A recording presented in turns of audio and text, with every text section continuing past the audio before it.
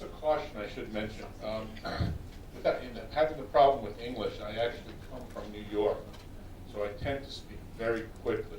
So anytime you're not catching what I'm saying, just hold your hand up and tell me to slow down. New Yorkers have this problem of speaking way too quickly.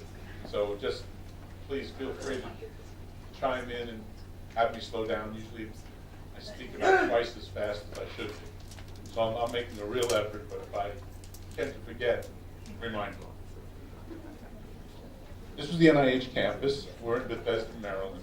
We're actually the largest biomedical donor institution within the world. We have an annual budget of roughly about $35 billion. Things have changed rather dramatically over the last few years.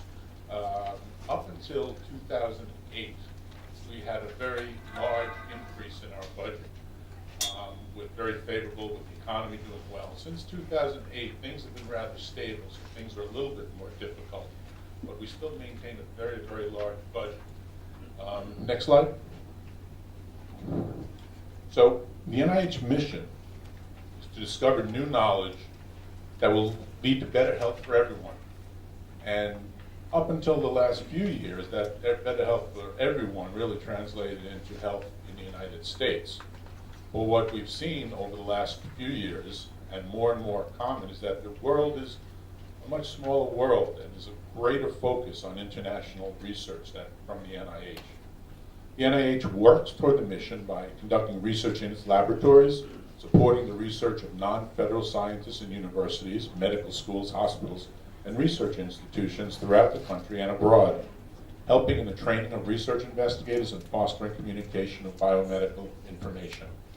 So in the past, where there's been much of the emphasis in the United States, it's now becoming increasingly more and more common to do more of the research abroad.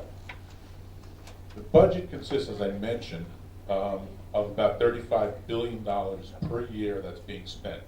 Of that money, perhaps 10% of it is spent in NIH laboratories within the United States. The vast bulk of it, more than $30 million a year, goes out to different institutions throughout the country and throughout the world to conduct biomedical research. Next slide. So the National Institute of Allergy and Infectious Disease, where we're part of, is the second largest. National Institutes of Health is actually composed of 27 different institutes and centers at the NIH, and we're second behind the Cancer Institute in terms of size. The budget for the NIAID is just under about $5 billion per year. The Cancer Institute is roughly about $5.5 billion per year. Recognizing that the globe has become increasingly smaller and that infectious disease problems in any region are problems all over the globe, NIAID makes a significant investment in research internationally. We've had very favorable interactions within the NIAID over the past 10 years and expect to maintain or enhance its investment here in the future.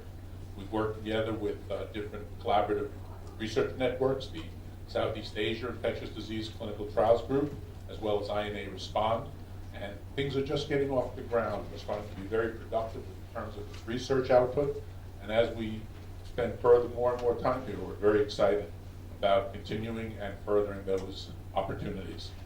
And the last slide.